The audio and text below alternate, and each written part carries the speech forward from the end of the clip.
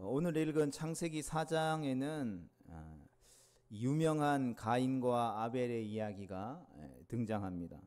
성경을 처음 읽고 성경을 다 모르는 분들도 창세기 한 4장 정도까지는 작심삼일 안에 다 읽을 수 있는 분량이기 때문에 많이 들어보셨고 또 많이 읽어봤을 것입니다.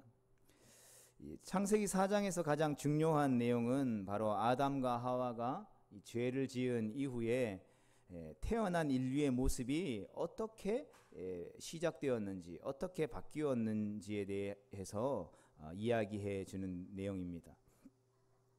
그리고 가인과 아벨은 이 죄가 시작된 사람의 삶의 모습을 보여주고 있습니다. 가인에게는 죄인으로 태어나 죄에게 끌려가는 인간의 대표성이, 아벨 역시 하나님이 받으시는 예배를 드렸지만 결국에는 죽을 수밖에 없는 인류의 운명을 말해주고 있습니다. 그러나 아담과 하와가 타락했음에도 불구하고 하나님께서 생육하고 번성하여 땅에 충만하라라고 하는 축복을 거두어 가시지는 않으셨다라는 사실이 매우 중요합니다. 덕분에 하와는 내가 여호와로 말미암아 등남하였다라고 오늘 본문 앞절인 창세기 4장 1절에서 고백할 수 있었습니다. 아담과 하와는 생명이 하나님께 있음을 분명히 알았습니다. 그러나 하나님의 은혜로 태어난 가인은 인간의 죄 또한 물려받았고 가지고 태어났습니다. 타락한 이후에 태어난 세대들에게 죄가 유전되어지면서 이 대를 이으면 이을수록 이 죄는 점점 더 깊어졌고 그 결과는 참담했다라는 것입니다. 가인에 이어 아벨이 태어났습니다. 아벨이라는 이름이 또 기가 막힙니다. 이 아벨이라는 이름이 바로 공허하다, 허무하다라는 뜻입니다. 우리가 자녀를 낳고 그 사랑하는 자녀의 이름을 짓는데 공허하다, 허무하다라고 짓는 부모가 어디 있겠습니까? 형은 하나님으로 말미암아 얻은 아들답게 얻었다라는 뜻의 가인으로 불렸는데, 동생은 공허하고 허무하다라는 이름을 지었다라는 것입니다. 아벨은 이 땅에 살고 있는 사람들의 모습을 대표한다라고 할 수 있습니다. 하나님을 떠나 죄의 길에 들어선 인간의 진정한 만족을 누리고 싶다면 이 땅에서 천국만을 소망하면서 살아야 합니다. 죽어서 천국에 가야 진정한 만족이 있기 때문인 것입니다. 그래서 슬픈 이야기지만 이 땅을 살아가는 그 삶은 공허할 수밖에, 또 허무할 수밖에 없다라는 것이 이 성경이 말해주고 있는 진리인 것입니다. 가인은 하나님에게 순종하지 않은 자였습니다. 죄를 안고 태어난 세대였고 죄로 물든 인류를 대표하는 인물입니다. 그에 반해 아벨은 이 하나님 앞에서 의롭게 살고자 노력한 자였다라는 것입니다. 이처럼 아벨은 가인과 다른 인류를 대표한다라고 할 수 있습니다. 이 아담과 하와에게서 두 인류가 이제 갈라지기 시작한 것이죠. 한 배에서 태어났지만 너무나도 다른 두 인류가 태어나고 자라나고 그 삶을 살았다라는 것입니다. 아벨은 양을 치는 자로, 가인은 농사를 짓는 자로서 이 세월이 지난 이후에 각자의 생업을 가지고 이제 예배를 준비했습니다. 가인은 땅의 소산을 제물 삼아 여호와께 드렸고, 아벨은 자기 양의 첫 새끼와 그의 이름을 드렸습니다. 우리 찾으신 성경의 앞절인 이 4장 3절과 5절 말씀을 우리 성경을 통해서 같이 한번 읽어보도록 하겠습니다. 창세기 4장 3절로 5절 말씀입니다. 시작. 세월이 지난 후에 가인은 땅의 소산으로 제물을 삼아 여호와께 드렸고, 아벨은 자기도 양의 첫 새끼와 그 기름으로 드렸더니 여호와께서 아벨과 그의 제물은 받으셨으나 가인과 그의 제물은 받지 아니하신지라. 가인이 몹시 분하여 안색이 변하니. 아멘. 그런데 문제가 생긴 것이죠. 하나님이 아벨의 예배는 받으셨고 가인의 예배를 받으시지 않으셨다라는 것입니다. 이에 가인이 분노하며 하나님께 문제를 제기하게 됩니다. 하나님 왜 아벨의 것은 받으시면서 내 것은 받으시지 않으십니까? 라고. 그런데 우리가 예배를 드린다고 해서 다 예배를 드렸고 그 하나님이 그 예배를 다 받으셨다라는 것이 아니라는 것을 우리는 기억할 수 있어야 하는 것입니다. 여기서 우리가 예배 드리고 있지만 이 중에 받지 않는 예배도 혹 있을 수 있다라는 것이죠. 그래서 우리가 얼마나 많은 사람들이 모여서 하나님 앞에 예배 드리느냐, 얼마나 많은 성도들이 그 교회에 출석하느냐가 중요한 것이 아니라 얼마나 많은 사람들이 그 중에서 구원받았느냐, 하나님이 기뻐 받으시는 신령과 진정의 예배를 드리고 있느냐가 더 중요하다라는 사실을 우리는 반드시 기억해야 하는 것입니다. 여러분, 7번도 넘게 결혼을 해본 사람이 있다고 합니다. 여러분 어떻게 생각하십니까? 뭐 주변에 아무리 찾아봐도 뭐 7번, 뭐 한두 번은 있을 수 있지만 7번 결혼해 본 사람 찾아볼 수가 없겠죠. 놀랍지 않습니까? 그런데 사실 뭐 놀라울 것도 없습니다. 왜냐하면 그의 직업이 배우이기 때문에 드라마에서 결혼식 장면을 계속해서 여러 번 찍어봤을 뿐이기 때문인 것이죠. 그런 그를 뭐 이 여자 저 여자 돌아가면서 뭐 결혼을 했기 때문에 문란하다고 뭐 욕할 수 있겠습니까? 웨딩드레스를 입고 결혼식에 참석했다고 해서 다 결혼하는 사람은 아니라는 것이죠. 그러니까 인생을 함께하고 동고동락해야만 진짜 결혼한 것이다라고 우리가 이야기할 수 있다라는 것이죠. 마찬가지로 예배는 의식으로서 종교 행위로서의 예배와 진정으로 하나님과의 만남이라고 이야기하는 그 만남을 통해 드리는 영과 진리의 예배 두 가지가 있다라는 것이죠.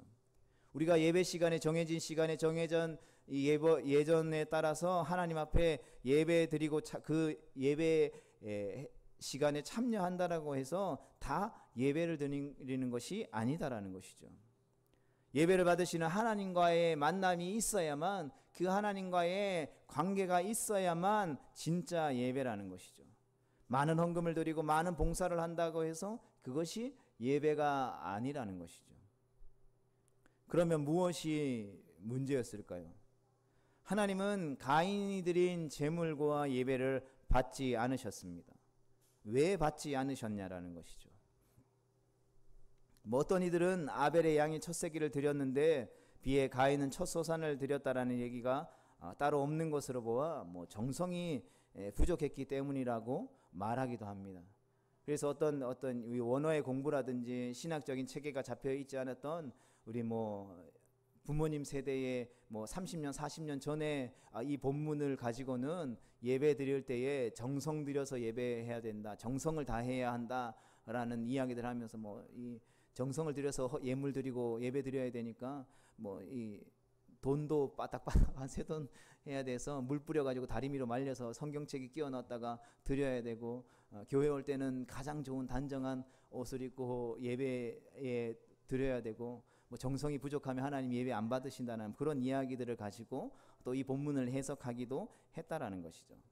그러나 이 원어상 성경이 기록되어졌던 그 원어의 의미들로 살펴보면 이 재물의 문제로 이해하지 않으셨다라는 것이죠. 만약 재물에 문제가 있었다면 이 하나님께서 이 문제점을 하나하나 이야기해 주셨을 것이다라는 것입니다. 그런데 이 아무런 말도 없다라는 것이죠. 그렇다면 이것은 재물의 문제를 이야기하는 것이 아니다라는 것이죠. 정성의 문제를 이야기하는 것이 아니다라는 것이죠. 성경을 우리가 이해하고 해석하는 첫 번째 원칙은 바로 하나님이 직접 문제에 대해서 이야기해 주시는 설명에 우리가 귀를 기울일 필요가 있다라는 것이죠. 어떠한 일이 벌어졌을 때 그것에 대해서 하나님의 말씀을 우리가 최우선적으로 살펴보고 들어보고 그 말씀으로 그 상황들을 해석할 필요가 있다라는 것이죠. 그리고 그것에 대해서 조금 더 나가서 그 말씀을 객관적으로 해석하고 연구한 어떤 주석들과 책들을 참고할 필요가 있다라는 것이죠. 그런데 성경은 전혀 보지 않고 그 참고된 책만 본다라는 것은 옳은 방법은 아니라는 것입니다. 그런데 하나님께서 말씀하시자 놀랍게도 가인은 그 하나님의 말씀을 다 알아들었다라는 것이죠. 우리 본문 6절과 7절 말씀을 같이 읽어보겠습니다. 창세기 4장 6절과 7절입니다. 시작. 여호와께서 가인에게 이르시되 내가 분하여 함은 어찌 됨이며 안색이 변함은 어찌 됨이냐. 내가 선을 행하면 어찌 낯을 들지 못하겠느냐. 선을 행하지 아니하면 죄가 문에 엎드려 있느니라. 죄가 너를 원하나 너는 죄를 다스릴지니라. 아멘. 가인이 알아들었다라는 것만 우리가 기억해도 이것은 재물의 문제가 아니라는 사실들을 너무나도 쉽게 알 수 있다라는 것이죠. 여호와 하나님이 가인에게 물으셨습니다. 야 가인아, 너 왜 얼굴 찌푸리고 있니? 내가 네 예배를 받지 않았다고, 네가 드리는 재물을 받지 않았다고 내가 내게 화낼 문제는 아니지 않냐? 라고 말씀하시죠. 네가 선을 행했고 네가 하나님 앞에 진정 마음을 다해서 예배했다면 왜 내가 너의 예배를 받아주지 않았겠니? 라고 말씀하고 계신 것이죠. 우리는 당당하고 존귀해야만 우리의 낯을 들 수 있는 것입니다. 그런데 가인은 낯을 들지 못할 만큼 그의 삶에 문제가 있었다라는 것을 의미한다라는 것이죠. 하나님은 이후에 이스라엘의 초대 왕이었던 사울에게도 비슷한 말을 하셨습니다. 사무엘이 아말렉과 그의 소유를 진멸하라는 여호와의 말씀을 사울에게 전해 주었지만 이 사울은 아말렉의 왕이었던 아각과 그가 가지고 있었던 짐승 중에 가장 좋은 것들을 남겨두었습니다. 사무엘이 추궁하자 사울은 당당하게 이야기합니다.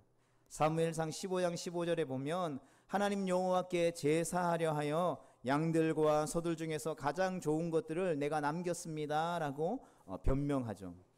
그때 사무엘이 말하죠. 사무엘상 15장 22절 말씀에 보면 사무엘이 이르되 여호와께서 번제와 다른 제사를 그의 목소리를 청종하는 것을 좋아하심같이 좋아하시겠나이까. 순종이 제사보다 낫고 듣는 것이 수량의 기름보다 나으니라 했습니다.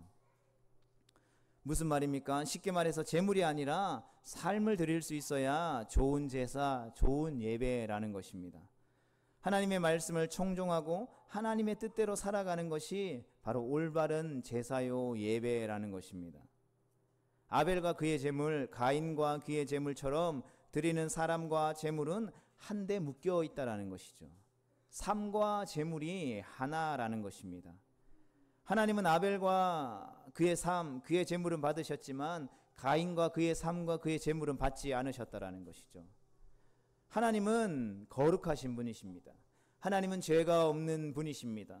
그러하기에 죄와 하나님은 함께 할 수 없다라는 것이죠. 그래서 가인의 삶을 받으실 수 없으셨다라는 것입니다. 그가 선을 행하지 않았기 때문인 것이죠. 그렇다면 성경에서 말하는 성도가 행해야 하는 선을 행한다라는 것은 무슨 뜻이겠습니까?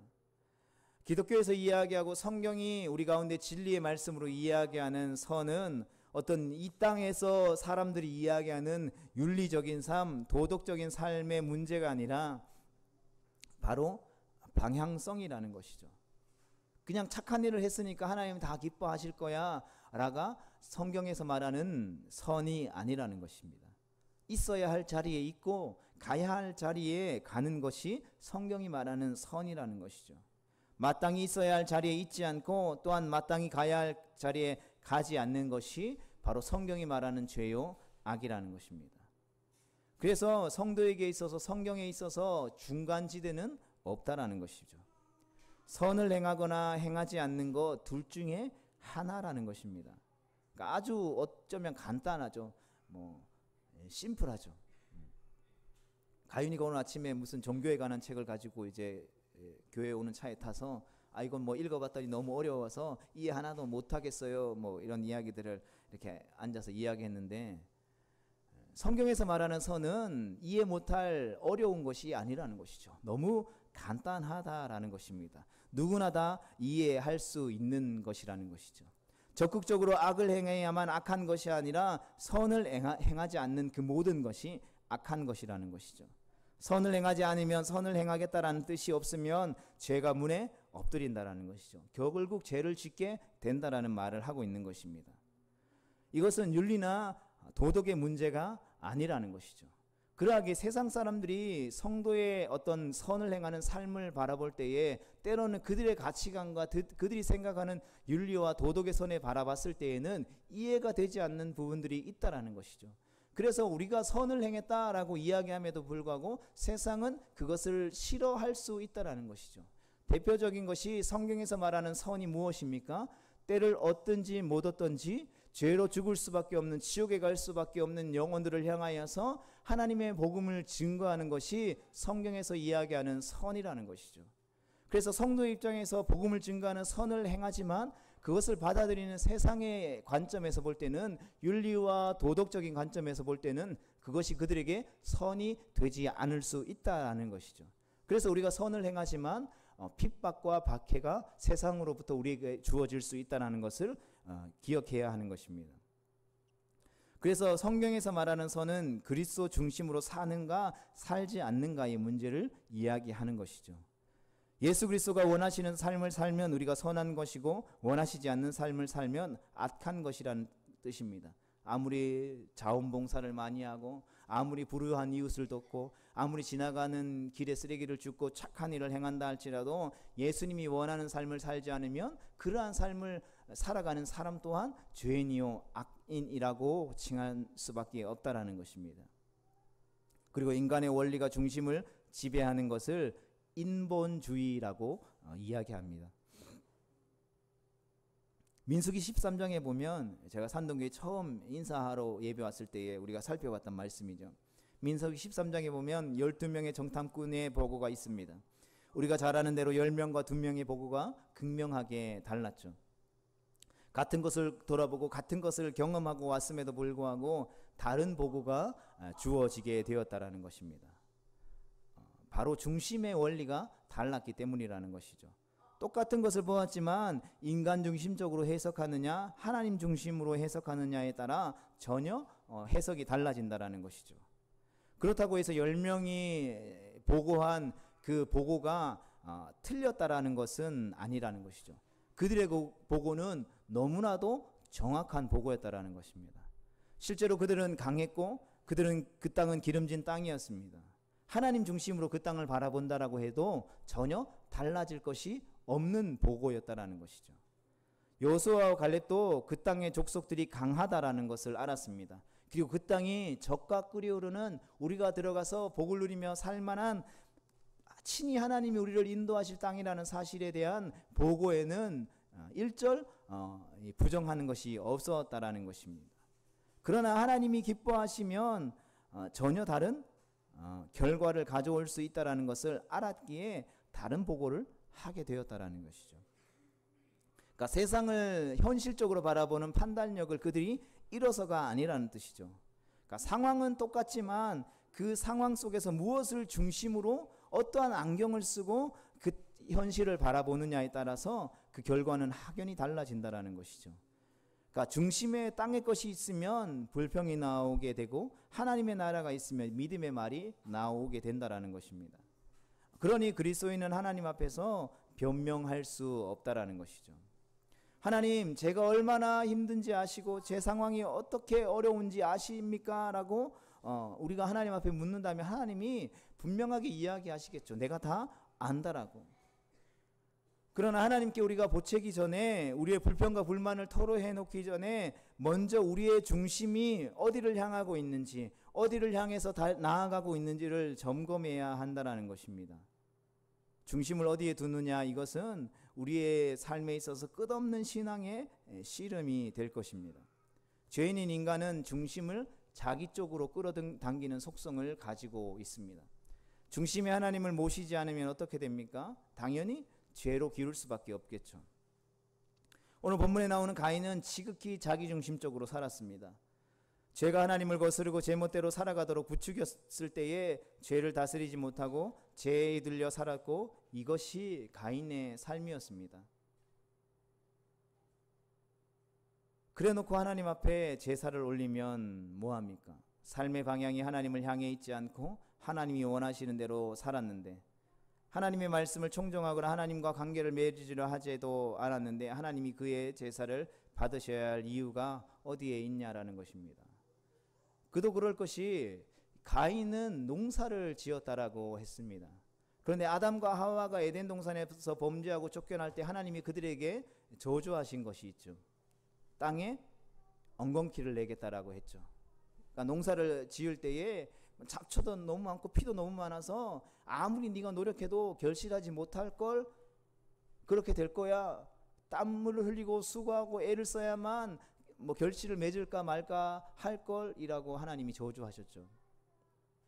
그렇기 때문에 우리가 가인의 삶을 돌아보지 않아도, 직접 보지 않아도 가인이 얼마나 열심히 노력하고 애써서 농사를 지었는지에 대해서 알 수 있을 것입니다. 그런데 그 중심이 어떠한 모습이었습니까? 하나님이 저주했어? 하나님이 틀렸는지 하나님이 맞았는지, 내가 내 노력을 통해서, 내 의를 통해서, 내 실력을 가지고, 내 힘을 가지고 하나님의 저주를 축복으로 바꿔보겠어, 그런 마음이 없었을까요? 그리고 첫 열매를 맺었을 때에, 첫 소실을 거뒀을 때에 그의 마음이 얼마나 기뻤을까요? 그러나 그 기쁨이 하나님으로부터 주어진 것이 아니라, 그 결실을 맺게 하신 하나님을 향한 것이 아니라 자기 중심적인 인본주의적인 생각이 그의 삶을 가득 채웠다라는 것이죠. 아담과 하와의 타락이 가져온 결과는 참혹했습니다. 전에 없던 새로운 세대가 태어난 것이죠. 삶을 지 마음대로 살면서도 하나님 앞에 나와 제사 드릴 정도로 뻔뻔했으며 얼굴을 붉히며 하나님 앞에 대들기까지 하는 세대가 등장했다라는 것이죠. 적어도 아담과 하와는 죄를 부끄러워하며 숨기기라도 했는데, 새로운 세대는 매사에 당당하기만 합니다. 어쩌면 오늘날 우리가 살아가는 이 세대가 그러한지도 모르겠습니다. 하나님을 두려워하지 않고 오히려 죄로 치우치는 세대, 회개하기는커녕 대항하고 불풀이하는 세대가 태어나는 것이죠. 이런 타락 이후로부터 인류는 죄의 속성을 가지기 시작했습니다. 급기야 인류 최초의 살인까지 등장하게 됩니다. 악으로 치닫는 세상, 바로 지금 우리가 속해 살아가고 있는 세상이 시작되어진 것이죠. 본문 8절에 보면 이렇게 기록하고 있습니다. 가인이 그의 아우 아벨에게 말하고 그들이 들에 있을 때에 가인이 그의 아우 아벨을 쳐 죽이니라.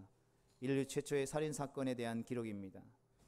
그런데 우리가 기억해야 될 것은, 여기서 말하는 말하다라는 단어의 뜻은 지시하다, 명령하다라는 뜻과 함께 강구하다, 청하다라는 뜻이 들어 있습니다. 즉 가인이 아벨을 향하여서 아벨, 아우야, 나랑 같이 들로 나가자라고 말했다라는 것입니다. 대부분 가인이 들에 있을 때에 동생 아벨과 있다가 어쩌다가 그냥 막 화가 나서 분해서 우발적으로 동생을 죽인 것으로 오해할 수도 있을 수도 있는데, 정확히 말하면 가인이 들로 나아가자고 아벨을 깨어내어 죽였다라는 것입니다. 원하는 바를 이루기 위해서 부탁하다가 윽박지르다가도 애원했다라는 것을 가인이 아벨에게 들로 나가자고 말하다라고 표현한 것입니다. 이것이 무엇을 의미합니까? 가인이 분명한 의도를 가지고 있었다라는 것이죠. 어쩌다 보니 우발적으로 살인한 것이 아니라는 것입니다. 계획적인 범행이었다라는 것이죠.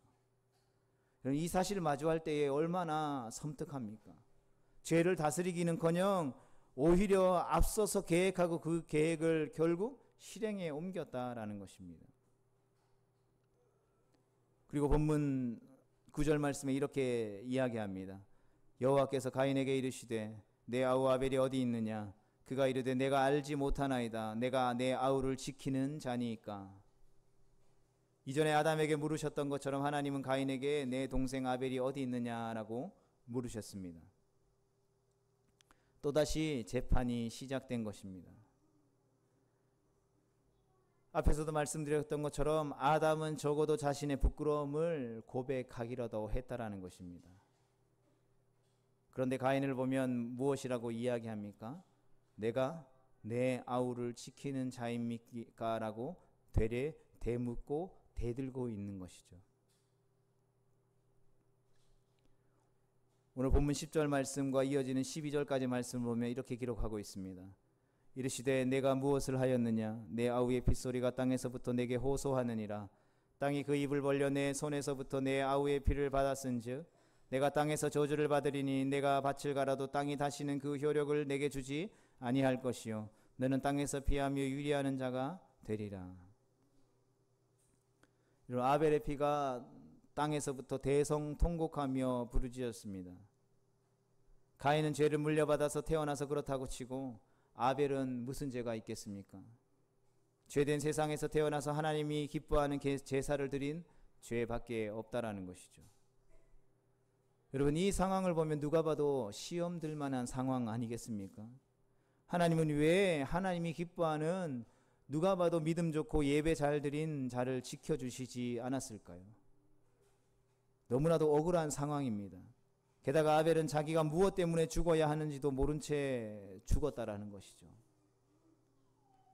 형을 따라 들판에 나갔을 뿐인데 그는 느닷없이 죽음을 맞이하게 된 것입니다.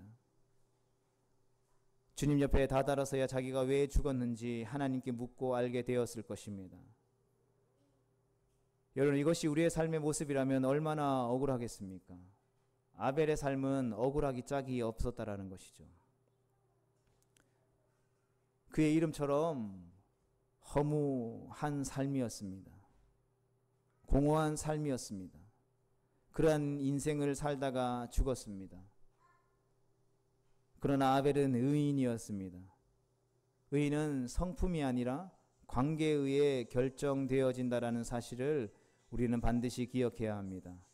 하나님과의 관계가 곧 바른 사람이 바로 성경이 말하는 의인이라는 것입니다. 죄가 무성한 세상에서는 의인이 대접을 받지 못합니다. 오히려 부대접을 받습니다. 의인의 삶은 공허하고 허무합니다. 선을 행해도 돌아오는 것이 없습니다. 선하면 오히려 홀대를 받거나 악에게 치받치기 일수라는 것이죠. 오늘 우리가 살아가는 이 시대는 어떻습니까? 우리도 역시 아벨과 같이 죄가 관영하는 이 시대를 살아가고 있습니다. 하나님께 열심히 예배하고 밤낮 쉬지 않고 기도하며 믿음으로 주신 사명과 직분을 감당하려고 발버둥치며 신앙생활을 했음에도 불구하고 돌아오는 것은 어려운 뿐이라는 것이죠. 삶에 해결되어지지 않는 문제투성이었다라는 것입니다. 주님의 말씀을 의지해서 어찌되었든 세상에서 빛과 소금의 역할을 감당하려고 애쓰면서 사는데 돌아오는 것은 오해와 핍박과 시기와 질투와 모함밖에 없을 때가 있다라는 것입니다. 그러나 그것이 하나님 때문이 아니라 죄 때문이라고 아벨을 통해서 주님이 말씀하고 계십니다. 죄악이 관영하는 세상은 의로움이나 선함과 거리가 멀다라는 것이죠. 그래서 아벨은 이 땅에서 공허하고 허무한 인생의 대표자라고 할 수 있는 것입니다. 악에 의해 꺾이는 세상, 의인이 오해받고 괴롭힘을 당하며 오히려 넘겨짐을 당하는 세상인 것입니다. 선을 싫어하는 것이 바로 오늘 우리가 살아가고 속해 있는 세상이라는 것이죠. 선을 행하기 싫어할 뿐만 아니라 남이 선한 것도 보기 싫어하는 세상이라는 것입니다. 여러분, 예배드리는 것이 선한 일입니까? 아닙니까? 복음을 전하는 것이 죄입니까? 때로는 우리가 올바르게 말씀대로 믿음대로 의롭게 살아도 열매 맺지 못하는 삶을 살 수 있다는 것이죠. 왜냐하면 이 땅에서의 삶이 공허하고 허무하기 때문이라는 것입니다. 아무리 세상에서 돈을 많이 벌고 높은 지위에 오르고 유명해진다 할지라도, 명예를 가지고 권력을 가진다 할지라도 잠시는 기쁠 수 있겠지만 그것들이 우리에게 영원한 만족을 줄 수 없다라는 것이죠. 그렇게 해서 만족이 있다면 당연히 그 길을 추구해야 하겠죠. 그러나 세상 사람들이 모두가 다 아는 사실입니다. 그것을 추구해서는 결코 만족함이 있을 수 없다라는 것을. 그러나 비록 아벨이 의를 행하는 의인이라 할지라도 죽음만은 피할 수 없었습니다. 그도 가인과 같은 타락 이후의 세대이기 때문입니다. 그리고 죽음이라는 것은 그 누구도 피할 수 없는 죄의 결과라는 것이죠. 아벨의 죽음은 의인이나 악인이나 결국에는 죽음을 피할 수 없으며 허무한 인생을 살 것임을 나타내고 있습니다. 피조 세계가 완전히 회복되기 전까지는 그러할 것이라는 것입니다. 사랑하는 성도 여러분, 그러나 아벨의 삶이 이 땅에서는 공허했을지는 몰라도 하나님 앞에서는 결코 공허하지 않았다라는 사실들을 우리는 주목해야 합니다. 그의 피가 울부짖는 소리를 하나님이 들으셨습니다. 땅에서는 공허하고 허무하게 살다가 죽었을지는 모르지만 천국에서는 첫 번째 의인으로 해같이 빛나고 있는 것입니다. 그리고 동일하게 그 해같이 빛나는 영광을 받아 천국에서 함께 우리를 기다리고 있다라는 것입니다. 사랑하는 성도 여러분, 이것이 그리스도인의 영광인 줄로 믿습니다. 이것이 바로 예수님이 취하였던 영광인 것입니다. 그 영광은 하나님이 갚아주신 것입니다. 그것도 넉넉히 갚아주신 것입니다. 그 누구보다 가장 사랑하는 주님 품에 가까이 나아가는 길이었다라는 것입니다. 주님께서 아벨의 핏소리를 들으셨듯이, 이스라엘의 울부짖음을 들으셨듯이 오늘 우리의 신음소리를 들으시고 반드시 갚아주실 줄 믿습니다. 사랑하는 성도 여러분, 하나님과 함께했던 에덴에서 쫓겨난 인간, 에덴 밖에서 살아가는 죄를 가지고 태어난 죄인된 인간인 우리에게 주님은 오늘도 여전히 찾아와 물으십니다. 사랑하는 내 아들아, 사랑하는 내 딸아, 내가 에덴 밖에서 무엇을 찾고 있느냐? 성도 여러분, 오늘 우리가 찾고 구하는 것은 무엇입니까? 죄로 가득한 이 세상에서 우리가 찾고 구하고 의지하고 바라보며 신뢰하고 우리에게 만족함과 기쁨을 주는 것은 무엇입니까? 성공입니까? 명예입니까? 권력입니까? 세상에서 말하는 선을 행함입니까? 전쟁과 다툼과 시기와 질투가 없는 평안함입니까? 아니면 육신의 쾌락이나 육신의 기쁨입니까? 오늘 말씀을 통해서 우리 주님은 우리에게 경고하십니다. 에덴 밖에서 세상의 것을 찾아봐야 결국 죽음과 절망과 공허함 뿐이라는 것입니다. 이 사실을 기억하라고 말씀하시는 주님의 음성을 기억할 수 있기를 축복합니다. 그러나 우리가 주님을 구할 때에, 주님을 바라볼 때에, 주님을 의지하고 주님을 신뢰할 때에 그 공허하고 허무한 인생 가운데에 소망이 있는 것입니다. 바라기는 오늘 우리에게 주신 이 말씀을 통하여서 다시 한 번 더 우리의 삶의 중심의 가치들을 점검하고 돌아볼 수 있는 시간들이 될 수 있기를 축복합니다. 그래서 우리의 삶의 예배를 회복할 수 있기를 축복합니다. 현실적이 아니라 본질적인 하나님과의 관계를 회복할 수 있기를 축복합니다. 이것이 우리 가운데 회복되어질 때에 주님 다시 오셔서 회복하실 그 영원한 에덴, 그 영원한 천국에서 의인으로 해같이 빛나게 될 것입니다. 우리에게 예비된 찬란한 의의 면류관을 우리가 취하게 될 것입니다. 우리의 삶에 문제가 없다고 말할 수 없을 것입니다. 우리의 삶의 문제들은 여전히 넘쳐납니다. 때로는 믿음으로 살고 선을 행하며 살지만 억울한 일 투성이라는 것이죠. 답답하고 해결되어지지 않고 빨리 뭔가 일이 풀어졌으면 좋겠다라는 생각을 할 때도 너무나도 많다라는 것이죠. 저도 마찬가지입니다.